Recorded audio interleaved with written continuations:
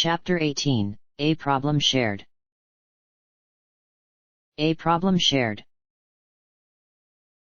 Fritha pulled her door closed and locked it, the hallway behind her busy with other guests as they too left their rooms to head down to the tavern for breakfast, all wishing each other a good morning as they passed.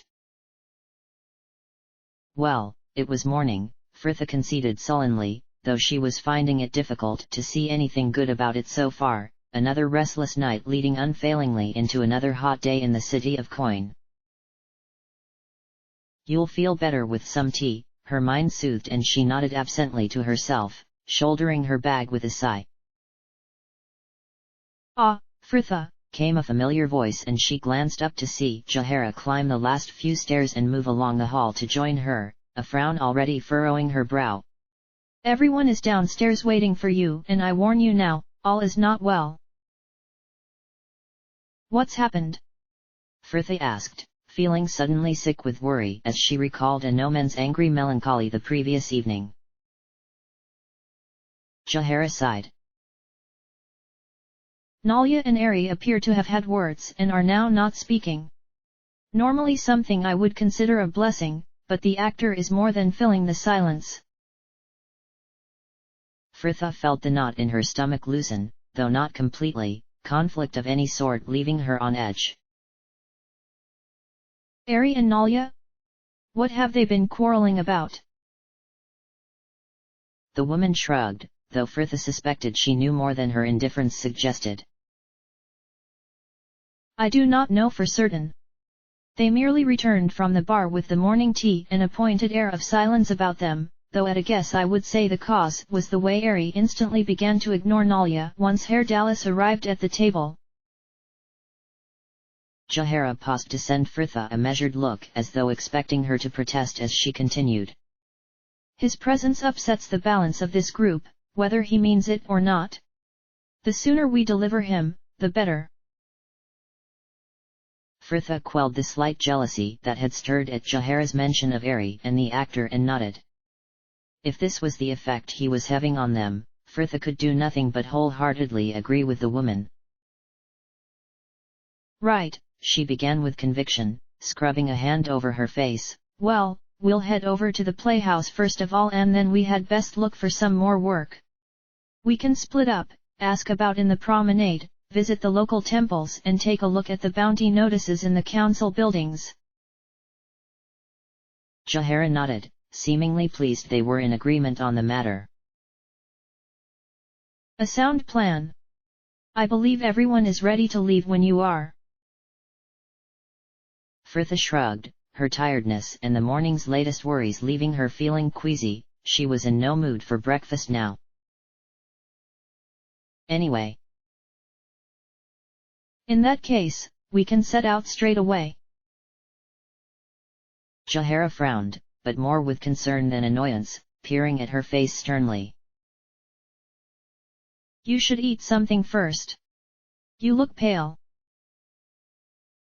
I always look pale, Fritha dismissed distractedly, pushing her door key into her bag. Jahara raised an eyebrow.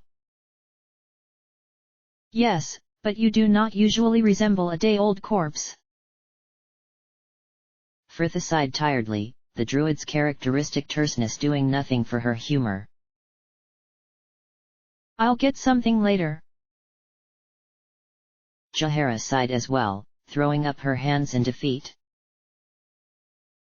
Fine. You'll never be told, will you?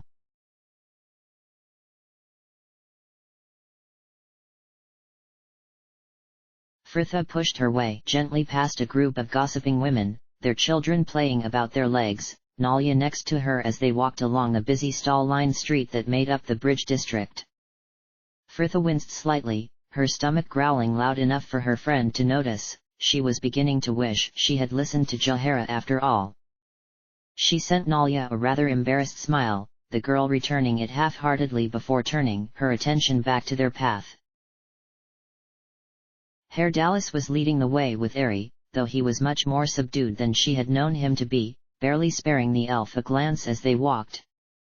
He was wearing his hair differently that morning, parted in the middle and gathered to hang over each shoulder, and he had seemed to take a subtle care over his appearance too, as though wanting the same effect without any noticeable effort on his part.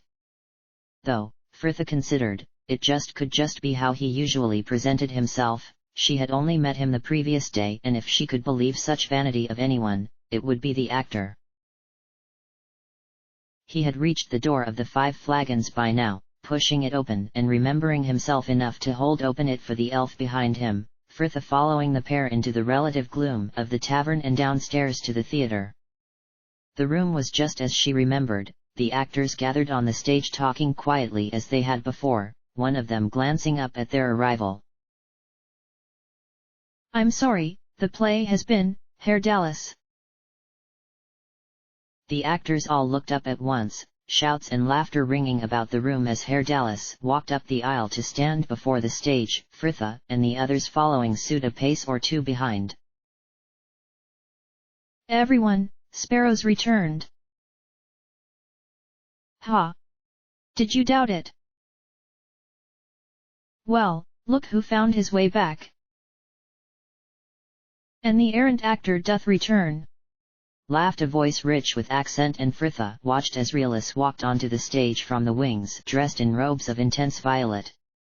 Herr Dallas's face instantly seemed to light from within, and the girl felt a wry half-smile pulling at her mouth, her worries of the previous evening suddenly rather redundant.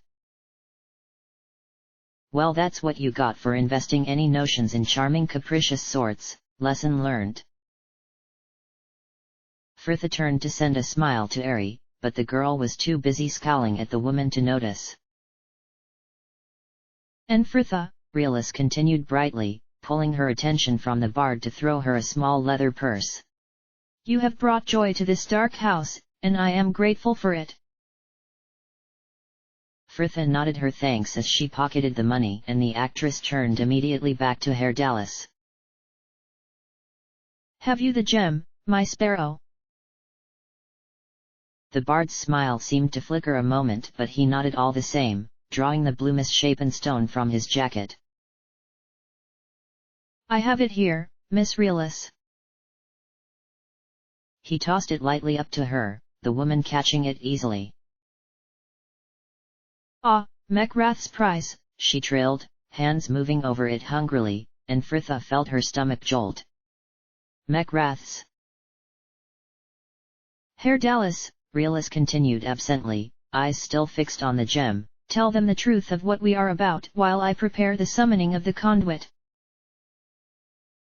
Herr Dallas nodded again, but the woman had already turned, moving to the other end of the stage to where the rest of the troupe had gathered before a painted wooden arch that stood as part of the set. Relis dropped to her knees before it, arms aloft as she began to chant, and Herr Dallas turned to them with only the slightest of sighs, a smile pulling at his mouth. "Ah, my birds, there is a tale between us which is long overdue." Frithia sent him a measured look. "Mechrath's prize, it was his all along, wasn't it? You lied to us." Herr Dallas's smile faded, though he made no attempt to deny it, which, she reflected, was possibly very sensible since she could already imagine a noman's disapproval, and at her side, Jahara looked severely unimpressed. The actor swallowed dryly and nodded once. "Indeed, my raven, but it was a necessary deception, I fear. Our troupe is in danger. One does not satirize Duke Rowan Darkwood, Factol of the Fated lightly. A single play has left us all with a bounty on our heads, and we are being hunted across the plains. A wretched Cambion has tracked us to the prime material, and his bounty hunters search for us even as we speak." But what has this to do with the jewel?" came Ari behind her, and the actor seemed to recover himself slightly, his voice full of its usual animation as he answered her. "Ah, my dove, the jewel is no mere bauble, but a plainer gem. A nexus between here and the astral plane, and with it we can make our escape. When we learnt Mechrath had one, we tried to trade for it, but he refused to see reason, and that was when I was sent to steal it. He captured me, and the rest, as they say, is history." He returned his gaze to Fritha, his voice taking on a pleading tone she had never heard before. I understand I lied, my raven, but I could not risk you taking me from the mage without it. Fritha looked at him, through him, back to all the times she had lied when the situation demanded it, and many times it had not. There's a special place in hell for hypocrites, laughed Beth behind her eyes, and Fritha nodded. You did what you needed to, she said, trying to return the smile he sent her, though it felt unpleasantly false, and she gave up as soon as he turned back to Relis, his eyes shining as he watched the woman swaying back and forth, her arms making complicated patterns in the air. Relis is summoning a young conduit, whipping snake-like tubes that writhe within the astral plane, their heads and tails clinging to different parts of the multiverse. So, came Ari again, and Fritha glanced back to find her looking a touch forlorn. So you don't even know where you're going? Herr Dallas gave a broad smile, clearly thinking this was all part of the thrill. No, indeed, my dove, but the play must go on. I beg to disagree. Fritha whirled back with the others to see a group of armed men headed by a yellow-skinned Yuan Titanium appearing from a portal that had suddenly opened in the archway before the troop. It seemed the Cambions' bounty hunters had finally caught up with them. The Yuan Titanium shook his head, and Fritha could have sworn he was smiling, his black tongue flicking from his mouth and constantly scenting the air as he continued, his smooth voice almost sing-song. Ah, Relis and the infamous Sigil Troop. You really ought not have performed that play, you know. We did not know what it was about, Relis cried, making to stand and stumbling over her own robes in her haste. We never even met the writer. Enough, the Yuan Titanium dismissed, casually raising an arm to silence her. Duke Darkwood does not care for your excuses, and neither does my master. You may reflect on your folly as you await the Duke in your cells. Already I have your souls attuned. Let it begin. A sudden jolt seemed to run through Herr Dallas, the rest of the troop already fading before the portal, and Fritha had lunged forward before she could stop herself, instinctively grabbing his hand for all the good it should have done. A fierce shock flared through her as soon as they touched, and she could feel the energies boiling inside her, unable to release him now even if she had wanted to, the pull so intense she thought her arm would be torn from her body, while their entwined hands grew hotter and hotter until it felt as though her whole arm was aflame. And then it was over. Fritha opened her eyes, and he was still there next to her, his hand warm in hers and slightly slick, the smell of singed hair stinging her nostrils. Gods, are you okay? Did I hurt you? She cried, dropping his hand to run her own over it and his forearm, checking frantically for any injury, unable to believe they weren't both a charred mess after such pain. No, my raven, I am fine, he answered finally, slowly flexing his fingers in wonder, Ari fussing over him as she just had, while Jahara much more forcefully took Fritha's arm, pushing back the sleeve for a thorough examination. How did you manage to hold me in this plane? Once the Yuan Titanium had attuned my soul, it should have been a near impossible bond to break. Fritha shrugged, glancing down to her own hand once Jahara had finally released it, not sure she had an answer for him.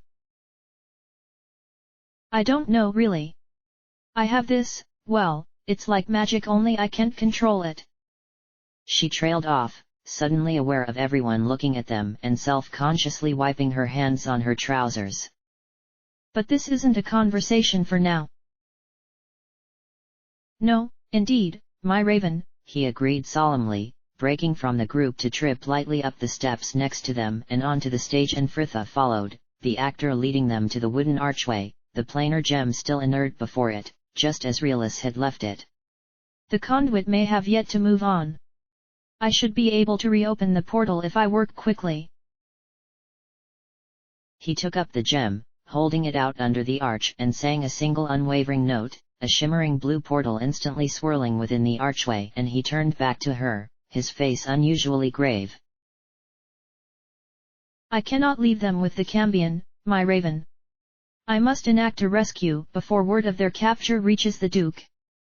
He swallowed, seeming unsure of himself as he added, You will help.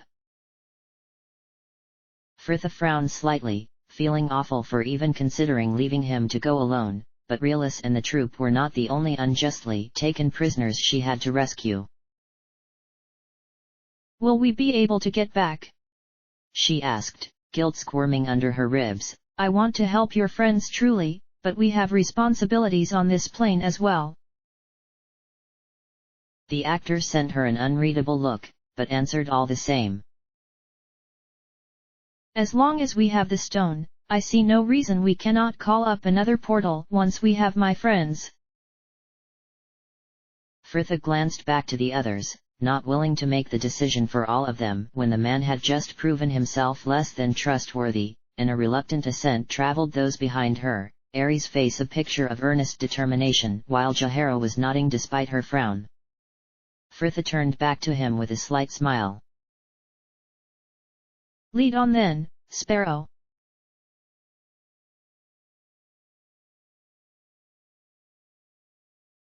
Fritha shook her head, trying to get her bearings as she eased herself up from where she was sprawled on the ground. The trip through the portal had left her disorientated and a dull ache was throbbing through her limbs, the disconcerting sense that the world was pressing in on her making her feeling slightly claustrophobic. Fritha paused to draw a deep calming breath before she pushed herself upright, sitting in time to watch the portal close behind her. The others were sad about her, all unharmed from what she could see, and she took a moment to take in their surroundings. They were in a strange circular chamber. The floor was a stark uneven white with the feel of stone, though it was disturbingly warm to the touch. There were no walls, the floor just dropping away to nothing at the edge of the room, the whole structure seemingly floating in a silvery void. Thorny osseous pillars sprouted from the rim here and there, putting Fritha in mind of huge brambles, all rising to twist and curve above them, entwining at the center to form a dome, the sky beyond it a pinkish silver, illuminating the place with a hazy gray light. The room they had arrived in seemed empty, though two archways led from it and she could hear voices nearby. Fritha shifted, rising unsteadily while the others followed suit around her, and through the northern archway she could see the back of the Yuan Titanium, a couple of his men still about him from what she could see, though all appeared to be focused on whatever it was the creature was talking to. Listen, maggot. I want to know how you got your collar off and I want to know N. Tirail. Others have come through the portal. One of the men suddenly cried, turning to speak to his companion and finally noticing them, and Fritha saw a gnome in tattered robes cowering behind the group. What? The Yuan Titanium hissed, whirling back to them, his eyes wide before they suddenly narrowed with genuine amusement. The ones from the playhouse. He laughed. Do you have even the slightest idea where you are? Fritha shrugged, wondering why they were even bothering with such pleasantries when it would all just end in violence anyway. Well, I'm going to go out on a limb and say another plane. He chuckled genially at her cheek. Primes, clueless as usual. I'm afraid it's much, much worse than that. He continued smoothly. This is one of the finest prisons in the plains, and there is no way out of here except at the will of our master, the Cambion. Why was nothing ever simple? Yes, Fritha sighed, tiredly drawing her sword.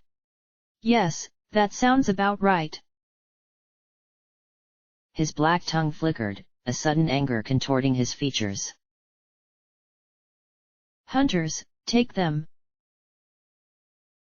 The Yuan Titanium immediately raised his hands, a pale green light gathering between them as his companion drew their weapons, and Fritha hadn't even the chance to shout any orders before the spell released. She felt the energy engulf her and then fade, whirling back to find the others similarly puzzled except Minsk and Nalia were frozen where they stood, the ranger with his broadsword already held high. Hells! Anomen, Jahara, get on that spellcaster now! Frithha shrieked, stepping forward to engage one of the advancing guards, Herr Dallas doing the same, Ari behind them and readying a spell of her own, while the remaining 2 guards fell into defensive positions before the Yuan Titanium. Frithha circled the man before her, who looked human enough, though his unnervingly pointed teeth were giving her pause on the issue, his sword held low as he watched her. He lunged suddenly and she parried the move, countering with a swing of her own, the pair exchanging blows while the fight raged around them. A curse behind her from Jahara, and Frithha felt her skin tingle as another green wave of energy flowed over them, horrified to see the bard next to her suddenly hauled mid-parry, his own opponent immediately whirling on the elf behind him. Ari was ready for him though, a fierce white light flaring from her hands.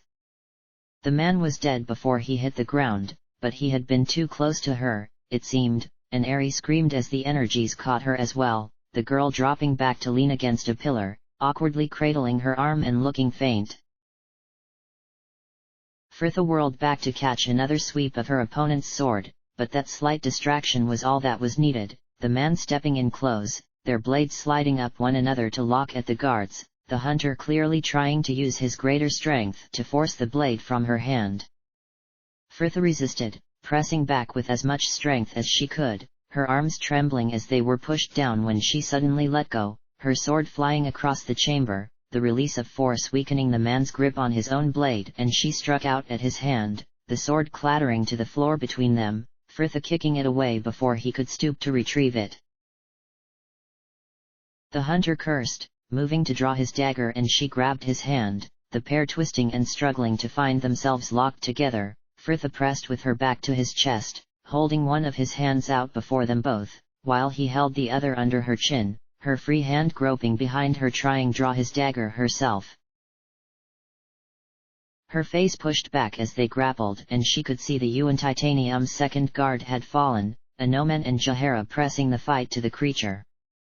Frithha twisted, fumbling for his dagger once more, and he struggled, trying to keep her from drawing it, his hand straying onto her face as they fought, and she saw her chance, opening her mouth to bite 2 fingers clean down to the bone.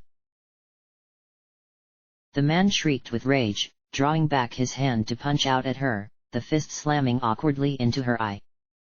She staggered back, one eye closed against the blood that was now trickling down her face, the force of the blow splitting her brow. He grinned, at last drawing his dagger to advance slowly on her, when an enraged roar split the air. Minsk and the others finally freed as the Yuan Titanium fell beneath Anomen's mace, and the man whirled in time to be cut down by the ranger's sword.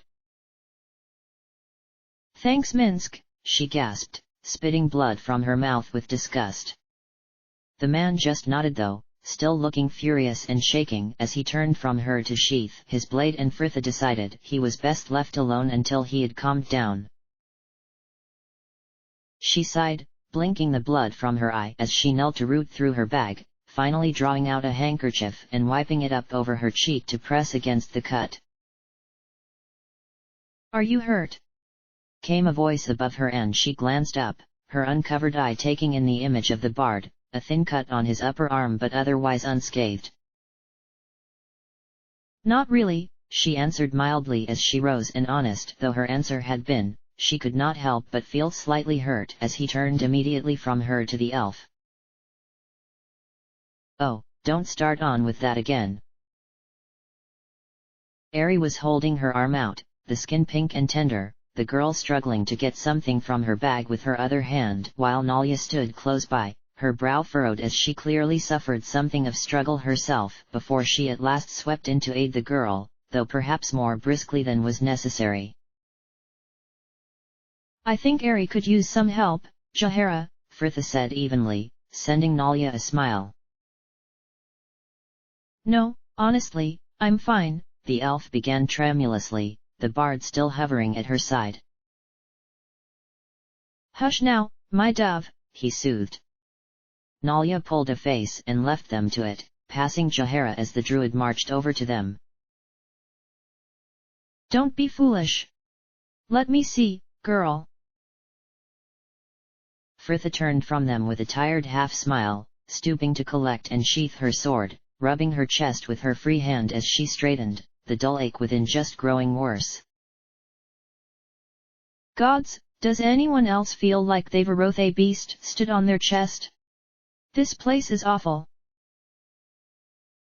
The squire just looked puzzled though, and Jahara glanced up from where she was spreading a thick yellow paste on Aries' arm to shake her head, but Nalia glanced to her, nodding slowly.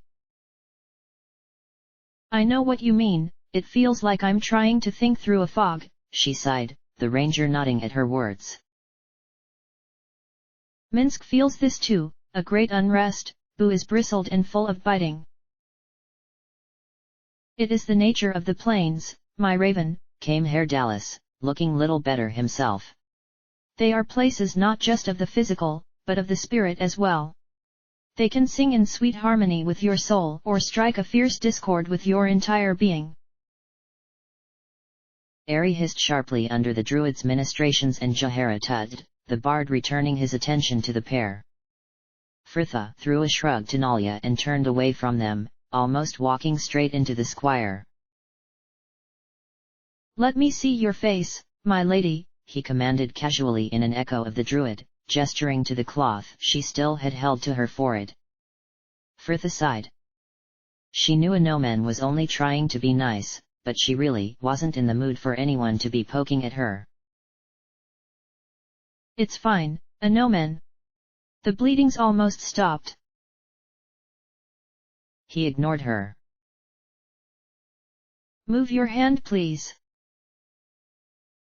Frithha removed the cloth gingerly, half expecting blood to obscure her vision once more, and was pleased to find the flow had stemmed. Tip your head back, he ordered, giving her chin an encouraging tap, and she obliged him. Now look up, down, left, right, no shadows or black spots. She shook her head and he nodded.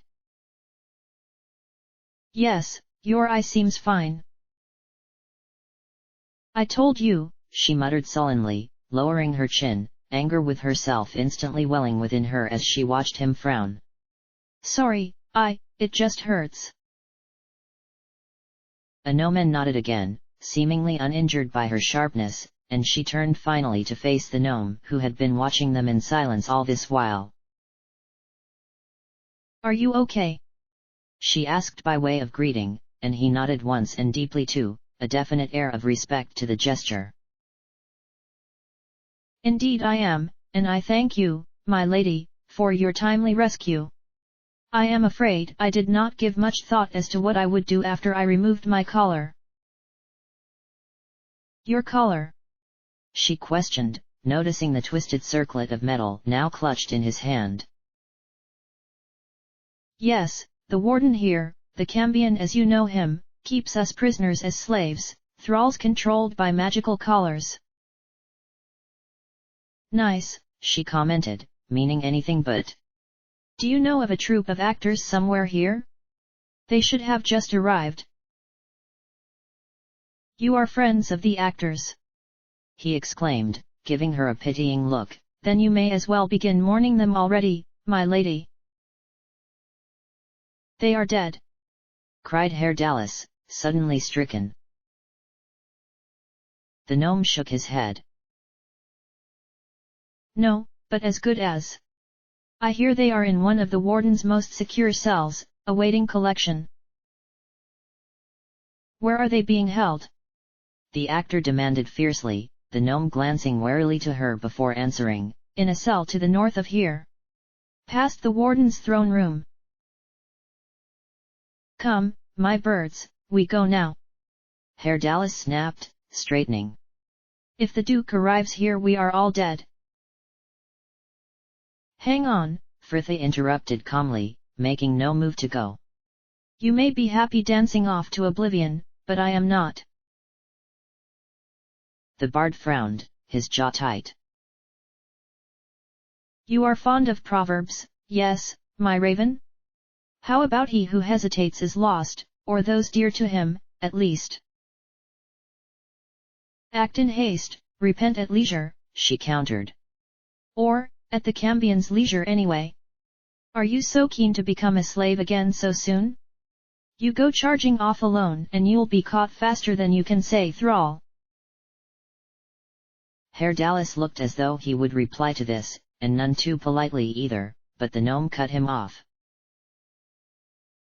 You should listen to her, Cutter. Consider that even if you do manage to release them, you have nowhere to go. Actually, we have a portal stone, Fritha provided matter-of-factly, and the gnome's eyes went wide. Truly? The Cambion would surely sense it as soon as you began to summon a portal, but if he was occupied... He suddenly began to wring his sleeves, voice quivering with anticipation. I have a plan, my lady, if you will hear it. Fritha nodded mildly. The warden is powerful enough himself, but he will surely call every thrall and guard to his aid should you attack him outright. You would have to fight your way through an entire army to even reach him. Elsewhere in this complex, he has a Tayanari in his service, a lesser demon who serves as master of thralls, controlling all the prisoners here by means of an orb. Destroy that and the collars we all wear will cease to function. The prison will suddenly be in chaos and you will have your chance to escape. But, what of you and the other slaves? Came Airy, and the gnome gave her a toothy grin. Worry not, fair one. Some here are mages, others are psions, just give them a chance and this place will explode with portals. I'm sure to catch one going my way. And these thralls? Questioned a gnomon, turning a stern eye on the gnome. Are all here as the actors, all taken unjustly? The gnome colored slightly, glancing round at them all. Well. Fritha sighed, turning to the squire with a frown, but Jahara cut in before any more could be said. No, I agree with the gnomon, she announced sternly, and no one looked more surprised than he. We could be freeing dangerous creatures if we disable these collars. Releasing them here could have far-reaching consequences across the plains. Fritha nodded tiredly. She certainly agreed with her in principle, but... And what's our other option? Kill everyone here, the good with the bad? Even if the idea of such a slaughter didn't turn my stomach, I don't fancy our chances against the Cambion, when and if we manage to fight our way through his entire army. And when the woman still did not look convinced, all right, we vote on it. All in favor of the plan. 5 hands instantly shot into the air. A gnomon glanced to the druid and shrugged slightly, the woman turning away with a snort. Okay, Fritha continued quickly, unwilling to dwell on this less than unanimous decision. We'll split into 2 groups. Herr Dallas and Nalia, you will go with our friend here. She nodded to the gnome who paled. And free the troop. Me, I cannot, he began to splutter, and Jahara silenced him with a look. You can and will, gnome, lest I remind you that it is your plan we are carrying out and you will be present to reap its success, or otherwise, she finished darkly. Fritha bit back a sigh and continued as blithely as she could. Avoid conflict if you can, and try not to release the troop until we have freed the thralls. Nalia and Herr Dallas nodded curtly and she turned back to the others. The rest of us will go and kill this Tayanari. She glanced to the gnome. Any ideas where he'll be? He enjoys making the thralls fight each other for his amusement. The warden had a special chamber built in the east of the complex for this very purpose and he is probably there. Just follow the eastern passage and take the 5th walkway north. Oh, and take care not to touch the portals there, they lead off to other areas of the prison. One wrong step and you could be lost for days. Fritha nodded. Okay. Herr Dallas and Nalia, once you have the troop, head back here. We will too, and we can all escape together. Any questions? What are we going to do about these bodies? Asked Nalia, gesturing to the 5 corpses that lay in the room behind them, bright against the stark white floor. They rather ruin our element of surprise. I could try to make them invisible, ventured Ari quietly, and Fritha smiled. That sounds promising. Only let's pile them out of the way first. Amusing though it would be to have people tripping over them. Nalia snorted noisily. I'm sure it would not be in our interests. Everyone seemed to nod in unison, Minsk and Jahara moving off to collect the bodies, while Nalia and Herr Dallas dropped down to talk quietly with the gnome, Ari standing apart from them all with eyes closed and drawing slow measured breaths as she prepared her spell. Fritha stood watching them all, a gnome moving to join her. Do you believe this plan will work? She shrugged. I believe it is our best chance of escape, she answered evasively, but he seemed to understand her meaning. Fritha sighed. She never should have dragged them all through here. Now they were trapped in the best prison the plains had to offer, with Imoen abandoned on the other side of the multiverse and no one who even knew of her plight left on the prime material to help her. As awful as it felt, a part of her was beginning to wish she had never met the actor. Fritha sighed again, turning to give the squire a wan smile. I'm sure it will all work out in the end, a gnome. As they say, no good deed goes unpunished. He snorted, returning her smile dryly. So I have noticed. End of chapter.